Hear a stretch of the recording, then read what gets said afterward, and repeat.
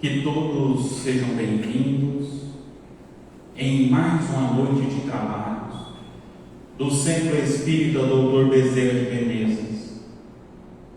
É com muita alegria e com muito amor que recebemos a cada um dos irmãos nesta noite abençoada de sexta-feira.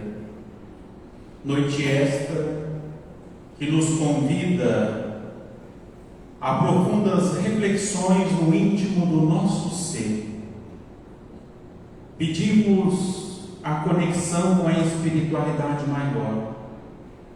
E para isso, convido a cada um dos irmãos, cada um à sua maneira, para que elevem os pensamentos a Deus, a toda a espiritualidade amiga de trabalho da noite, pedindo que as messes que advêm do plano maior possam proporcionar o reequilíbrio em cada um de nós, encarnados ou desencarnados.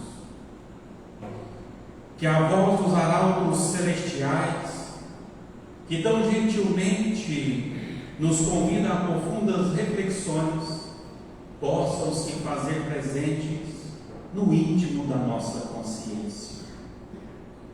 E para iniciar os trabalhos da noite, irei fazer a leitura de uma breve prece e peço a todos os irmãos que acompanhem mentalmente. Prece de Cartas. Deus, nosso Pai, que tendes poder e bondade, dai a força àquele que passa pela provação, dai a luz àquele que procura a verdade, ponde no coração do homem a compaixão e a caridade. Deus, dai ao viajor a estrela guia, ao aflito a consolação, ao doente o repouso. Pai, dai ao culpado o arrependimento, ao espírito a verdade, à criança o guia, ao órfão o Pai. Senhor, que vossa bondade se estenda sobre tudo que criastes. Piedade, Senhor, para aqueles que vos não conhecem, e esperança para aqueles que sofrem. Que a vossa bondade permita aos Espíritos Consoladores derramarem por toda parte a paz, a esperança e a fé. Deus, um raio, uma faísca do vosso amor pode abrasar a terra. Deixai-nos beber na fonte dessa bondade fecunda e infinita, e todas as lágrimas secarão, todas as dores acalmarão. Um só coração, um só pensamento subirá até vós com um grito de reconhecimento e de amor. Como Moisés sobre as montanhas, nós vos esperamos com os braços abertos. Ó bondade, ó beleza, ó perfeição. E queremos de algum modo alcançar a vossa misericórdia. Deus, dai-nos a força de ajudar o progresso, a fim de subirmos até vós. Dai-nos a caridade pura, dai-nos a fé e a razão. Dai-nos a simplicidade que fará de nossas almas o espelho onde se refletirá a vossa santíssima imagem, que assim seja.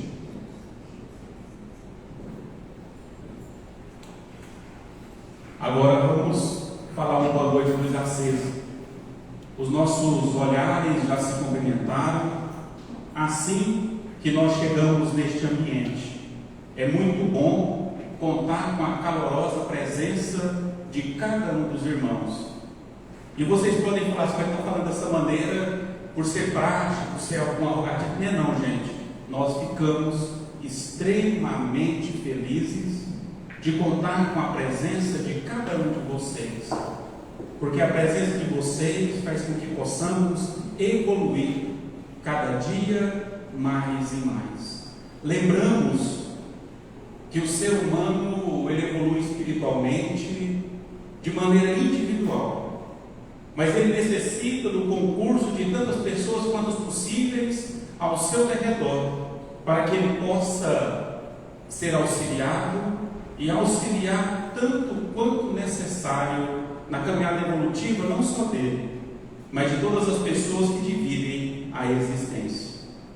Na noite de hoje, eu trago para a nossa reflexão um tema abordado no capítulo 11 do livro Ilumina-te, ditado por Joana de Ângeles e psicografado por Divaldo Pereira Franco. traçando um paralelo com o capítulo 5 do Evangelho segundo o Espiritismo, onde trata literalmente das causas de nossas aflições.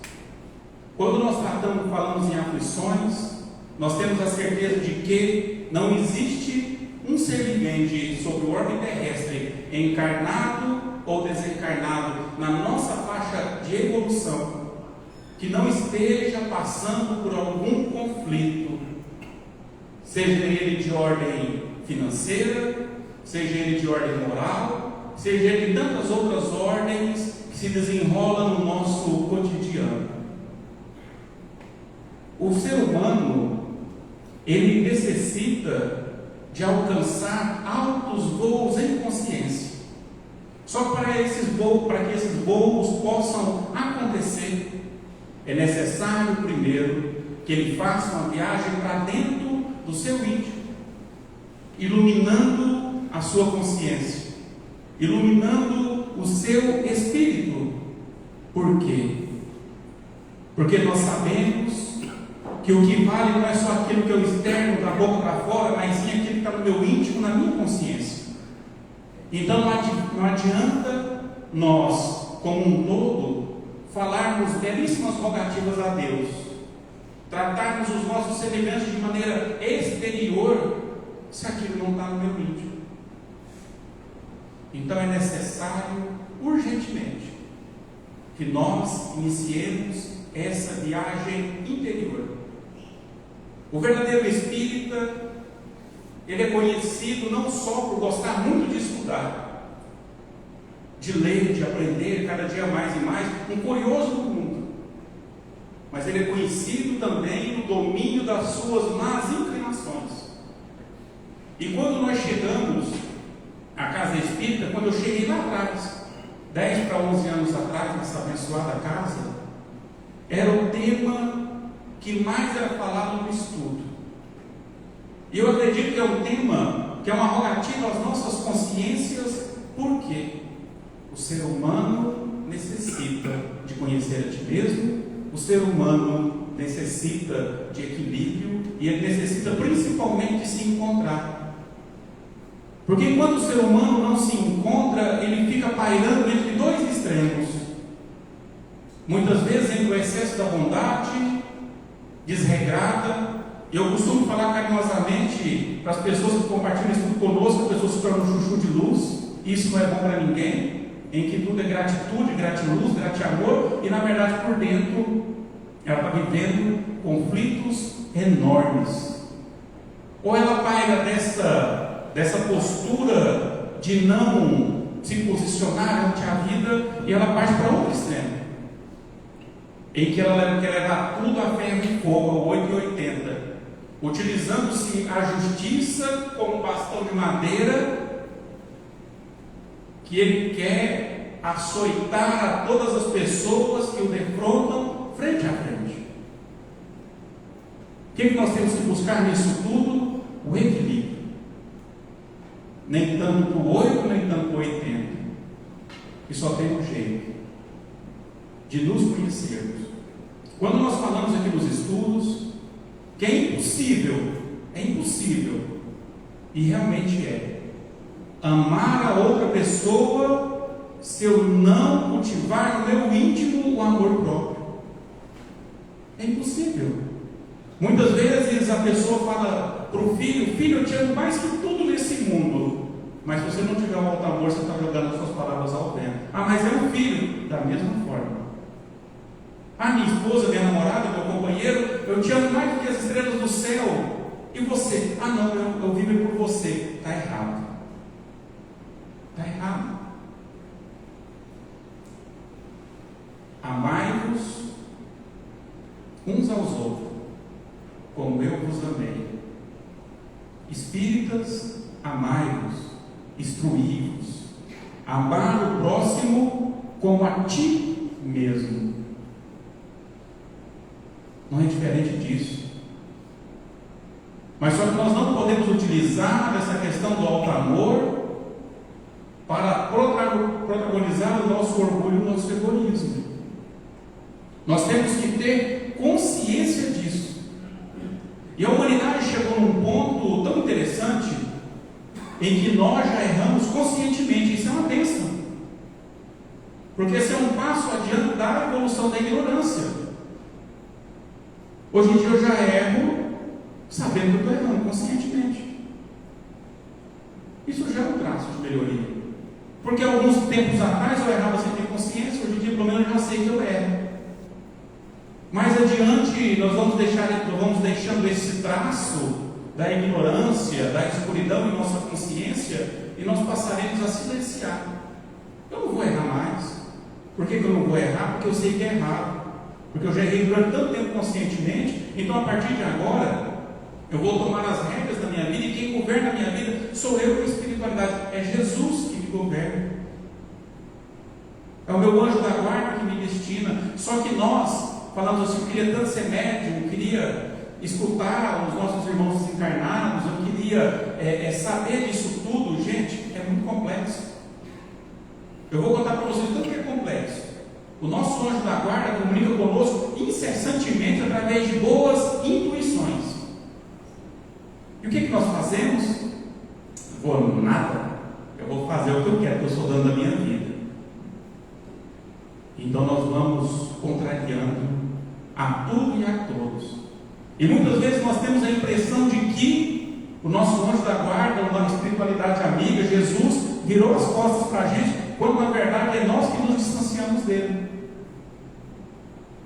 deles, porque eles estão lá do mesmo jeito. É nós que rompemos essa conexão através das nossas atitudes.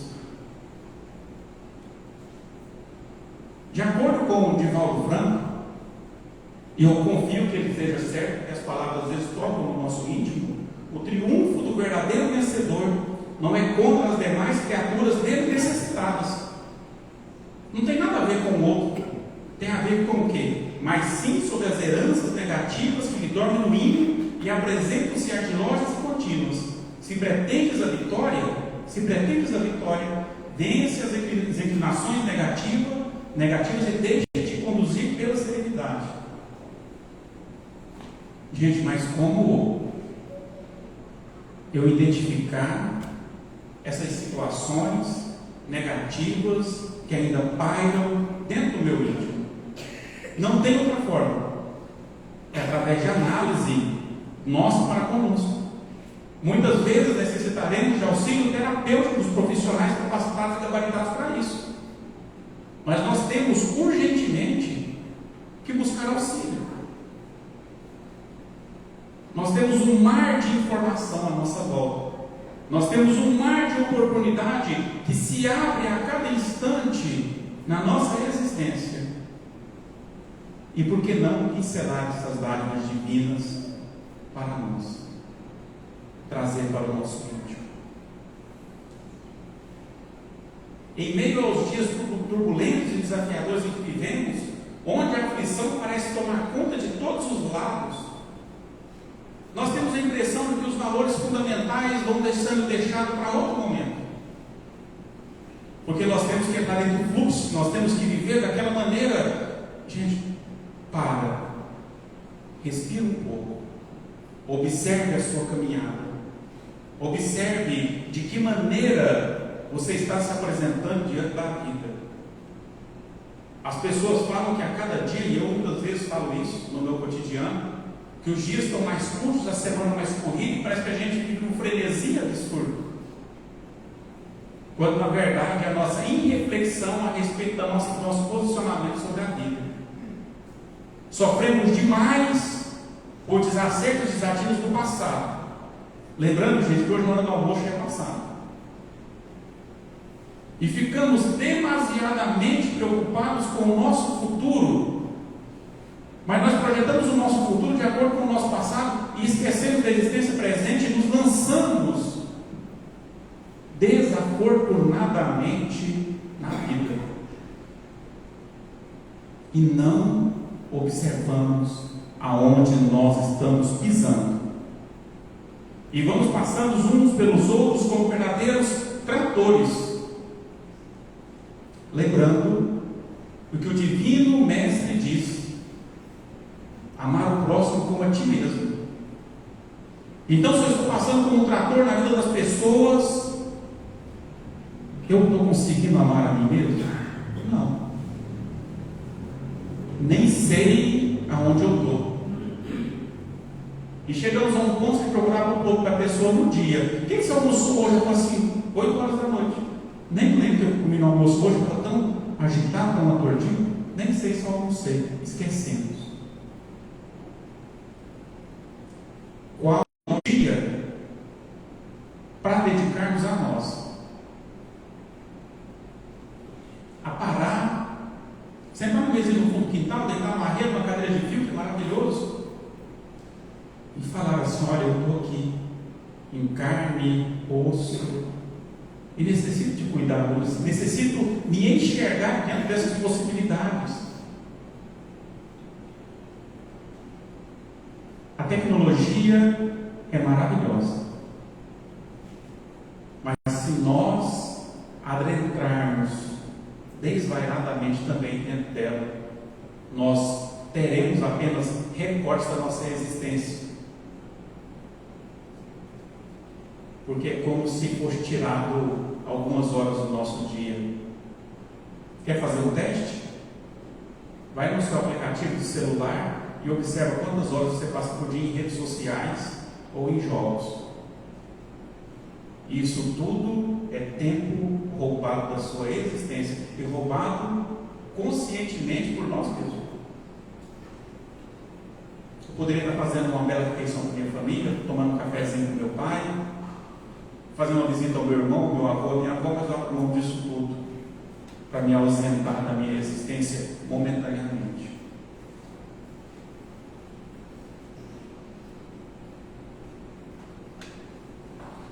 Com isso, nós trazemos para nós um cenário de aflição contínua,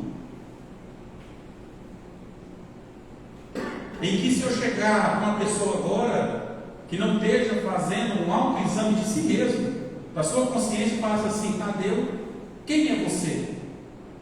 Eu sou Tadeu, trabalho com o Estado, sou policial. Não, peraí, Tadeu, eu não quero saber o que você faz no seu dia a dia, eu quero saber quem é você. Eu quero saber da sua essência. Nós temos dificuldade em responder isso, do tanto que nós estamos em desconexão conosco mesmo. Faça essa pergunta no íntimo de vocês, não precisa verbalizar.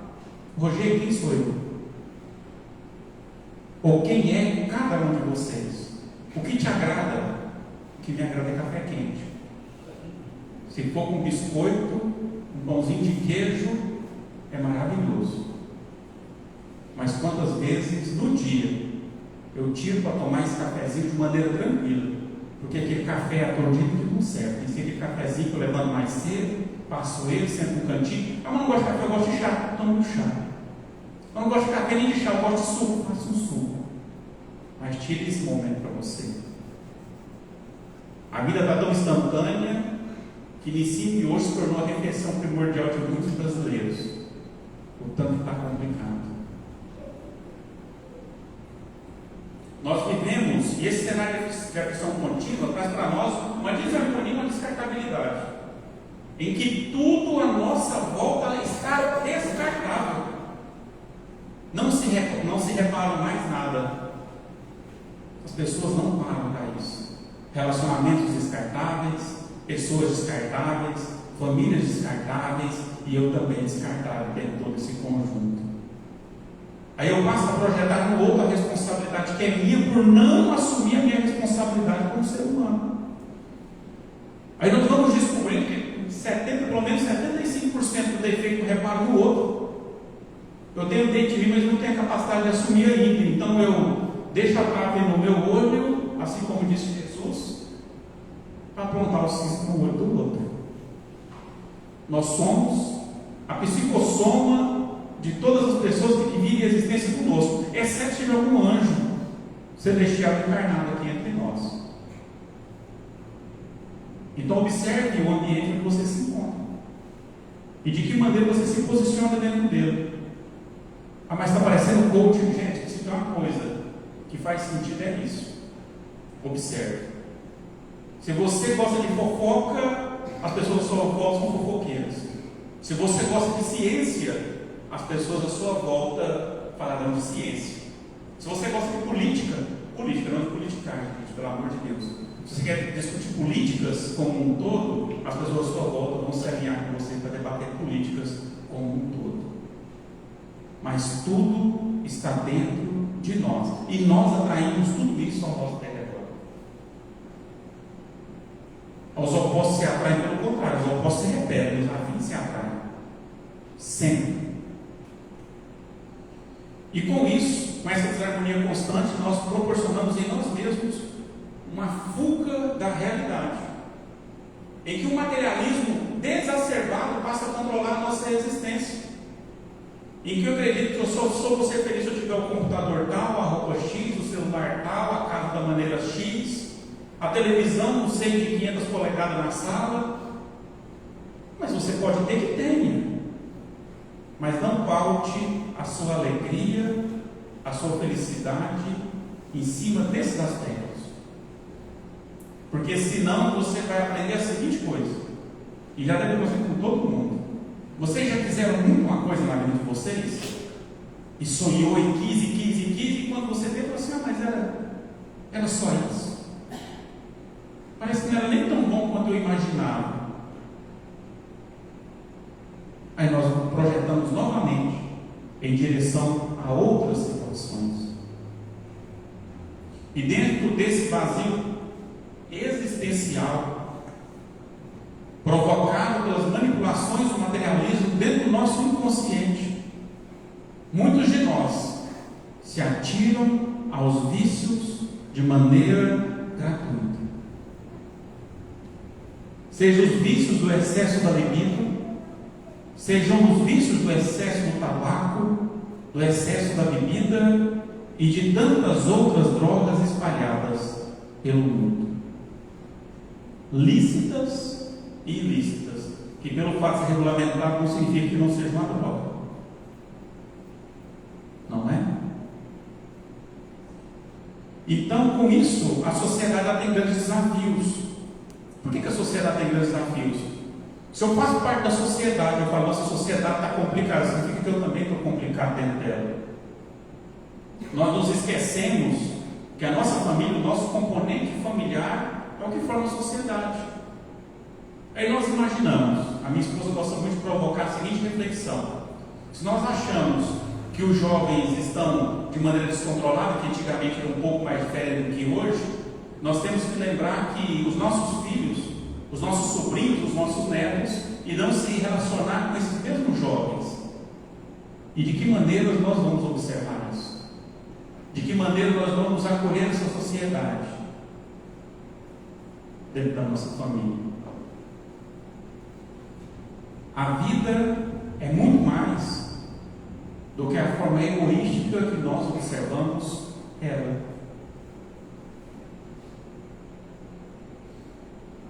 Aí quando nós chegamos nesses desafios da sociedade, que nós passamos a observar todo esse desvaneio, desvario comum, nós falamos, e agora? O que eu preciso fazer? Aí nós passamos a buscar o nosso chão. Nós passamos a buscar um outro ponto de partida, uma vez que muitas vezes eu experimentei tudo aquilo que a vida me oferecia, e a vida é um banquete maravilhoso. Só que, como todo banquete, eu tenho que saber me servir nele. Porque a vida é um banquete maravilhoso, só que eu colocar no meu prato da minha existência, eu não posso devolver. Eu não posso deixar sobrar no prato, eu tenho que engolir aquilo tudo. Então imaginemos a seguinte reflexão: como se esse salão fosse uma grande mesa de um hotel de luxo. Esse hotel de luxo é a nossa vida, e nessa mesa serve-se de tudo, e parece que tudo é maravilhoso. E eu pego um prato, que esse prato de restaurante desse tamanho, quase 50 centímetros de diâmetro de prato, eu saio me servindo. Só que quando eu chego para me deliciar daquilo tudo, eu descubro que eu não dou conta de comer aquilo tudo. Aí o garçom vem, a espiritualidade, Jesus vem e fala assim: só que você, Rogério, não pode devolver Se você pegou, você tem que consumir. Aí nós falamos, eu não dou conta dessa existência, e não damos. Não, mas você pode deixar para outra vida. Você pode deixar para outra existência, mas que você vai levar esse restantinho das suas escolhas, você vai. Aí quando nós vamos amadurecendo, nós vamos ficando um pouco mais criteriosos na hora de nos servir do banquete da vida. Vocês já viram? A primeira vez que eu fui no restaurante, eu devia ter uns 15, 16 anos. Eu achei aquilo maravilhoso, saí colocando tudo no prato. Falei, meu pai, como é que eu faço para comer isso tudo? Comi. Hoje em dia, eu já um pouco mais velho, coloco muita comida ainda, porque eu como bastante. Mas eu passei a me servir de maneira mais equilibrada. Ou seja, tudo eu posso, mas nem tudo me convém. E isso vale para tudo na existência nossa. Então nós buscamos, posterior a esse banquete, por ser isso tudo, a plenitude. E nós encontramos dentro de nós mesmos um combate absurdo entre o bem e o mal. Aí nós começamos a achar que existem forças contrárias ao bem que querem nos dissuadir a caminhar de maneira equilibrada, quando na verdade essa força contrária ao bem somos nós mesmos. Não tem um demônio, tem a ignorância que nós temos diante da vida, diante das nossas escolhas. Que se eu sei que se eu quebrar a vidraça do vizinho, uma hora a pedrada pode me acertar também. É sempre assim. Então nós somos convidados, através dessa alta reflexão, de buscar uma serenidade e uma plenitude em nossas consciências, em que o mundo não vai mais barulhar no nosso cérebro, no nosso ouvido. Nós observaremos as situações não com um tom de julgamento, mas nós observaremos as situações da maneira com que elas realmente são. Me recordo de muito tempo, quando eu iniciei o estudo a respeito do Espiritismo, de um conselho que um amigo espiritual veio a uma reunião mediúnica e transferiu a cada um de nós. Falou assim: meu filho, eu queria te pedir uma coisa. Eu falei, então pede, porque tem assim, a gente fica ansioso, pede. Eu queria que a partir de hoje você passasse a tomar as coisas como elas realmente são, não como você gostaria que fosse ao sabor da sua emoção. Porque muitas vezes as pessoas vão dizer que não gostou da sua postura. É a sua postura, não é você como um todo. As pessoas vão dizer que aquilo que você disse a desagradou, mas é aquele ponto, ela não está dizendo que você é um total fracasso na sua existência. Porque nós temos o objetivo, nós temos o hábito, eu tinha esse hábito, de tomar um ponto de vista como um todo, e está errado. As coisas são como realmente tem que ser.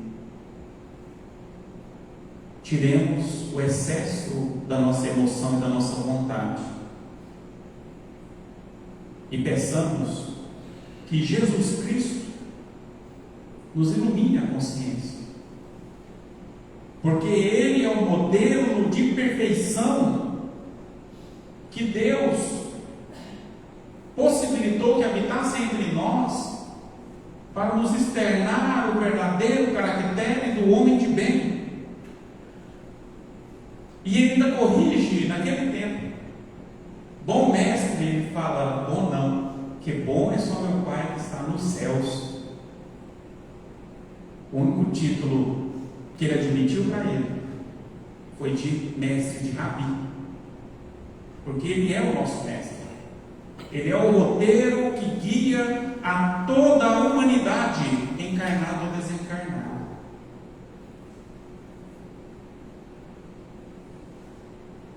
Em meio ao caos, e às incertezas do mundo, a verdadeira força reside na serenidade e no compromisso dos valores mais elevados.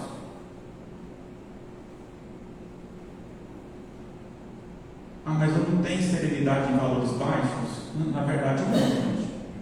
Serenidade é alta vibração. Mas como eu vou descobrir de que maneira eu me comporto? Eu vou contar uma coisa para vocês, muito fácil para a gente entender. Talvez eu não esteja no ponto de fazer autoanálise minha, às vezes eu não me reconheça como ser humano, eu não me coloco dentro da sociedade, mas eu falo para vocês, qual o tipo de música que vocês gostam de escutar? A música, ela está intimamente ligada no seu padrão de vibração. Então observe a frequência a qual você está sintonizando o seu rádio. Eu gosto de ópera, de músicas clássicas, de um sertanejo que faz com que eu rememore situações felizes, de um pagode bem cantado, de um samba que conta uma história. Isso é maravilhoso. Mas se eu gosto e assimilo vibrações musicais que me convidam a me comportar, muitas vezes mais próximo dos instintos animalescos e grotescos, eu vou contar uma coisa para vocês: a sua vibração não está nada boa. É o primeiro ponto. Um segundo ponto para nós sabermos como está a nossa evolução: quanto mais pontual o ser humano, mais evoluído. Como é que está a gente, cada um de vocês? Pontualidade é um dos primeiros critérios de evolução humana, de evolução moral. Como é que está a sua música que você ouve? Como é que está o seu conjunto de pessoas ao qual você divide a existência? De que maneira você se comporta dentro da sociedade? Você é aquela pessoa que provoca harmonia ou desarmonia? E muitas vezes nós somos uma soma disso tudo, porque ainda não estamos bem definidos como caracteres de evolução. Que a serenidade seja a nossa guia, e bem o nosso guia e o bem o nosso destino. Lembrando sempre, assim como o tempo dissolve o mal. Qual o remédio para o mal, gente? O tempo. O tempo é o melhor remédio para o mal. Assim como o tempo dissolve o mal, o amor e a virtude brilham cada vez mais, conduzindo-nos ao triunfo do nosso espírito. Não vai ser nessa existência, mas nós temos que iniciar a nossa caminhada gradativa. Já deixamos tanta coisa para trás. E vocês já pararam para imaginar o que nos une nessa existência atual? Muitas vezes eu me pego devagar no pensamento e me coloco a profundas reflexões. Por mais que não pareça, eu sou uma pessoa que gosta de fazer reflexões. E nessas reflexões eu começo a observar assim, onde a Eva, que nós estamos juntos trabalhando aqui há quase 10 anos, onde ela se encaixa dentro do meu quadrante evolutivo? De que maneira a Maria, o Luiz e tantos outros trabalhadores que me completam nessa missão se encaixam no meu cotidiano? Porque não é por acaso que nós estamos reunidos. Não é por acaso que você tem aquele ou aquela outra colega de trabalho. O seu chefe não é por acaso. O seu pai não é por acaso. Não existem desacertos e não existem acasos na providência divina, porque senão a sociedade seria um bem desgovernado. E todos nós estamos imersos na essência divina, no éter universal, que é o próprio Deus. Por isso que Ele sabe tudo aquilo o quanto necessitamos. Por isso que Ele sabe todas as minhas rogativas que eu faço no meu íntimo. Por isso também que Ele sabe todos os defeitos e más inclinações que eu tenho que espiar, resgatar e aprender com elas.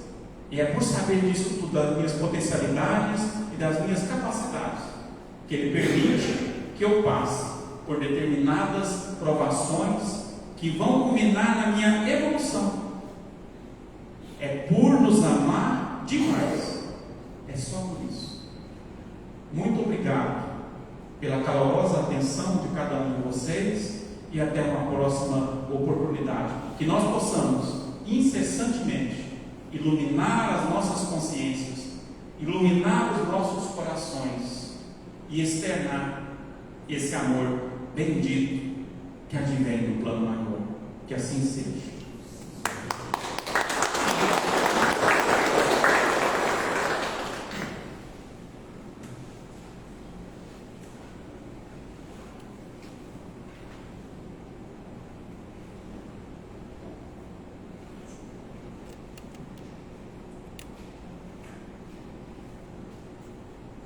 Às vezes, Deus possibilita que a espiritualidade transmita até nós diversas emanações revigorantes. E neste momento, em que alguns conjuntos espirituais se acercam de cada um de nós neste ambiente, eu convido a todos os irmãos médiuns, trabalhadores da casa, a se alinharem diante da nossa luz.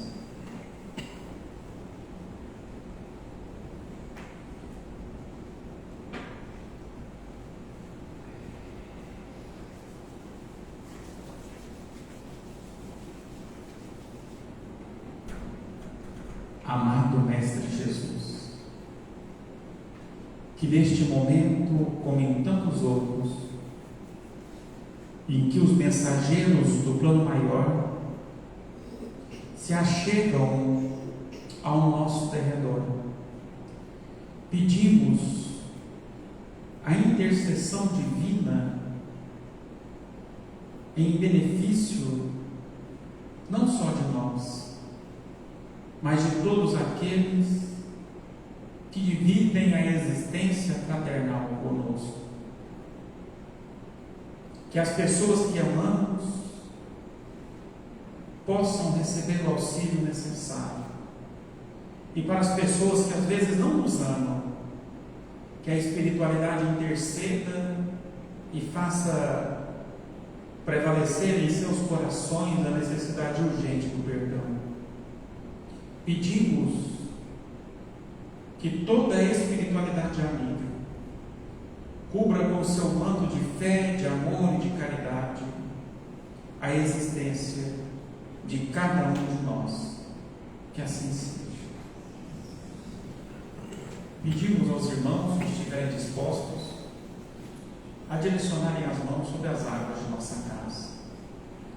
E neste gesto, pedimos a fluidificação destas águas, que a espiritualidade amiga deposite o remédio necessário, que essa mesma espiritualidade visite aos nossos lares, aos nossos ambientes de trabalho, e de maneira muito fraternal, a casa daquele irmão ou irmã terna ao nosso coração, levando-os o bálsamo celestial, proporcionando o reequilíbrio no seu corpo físico e da sua consciência.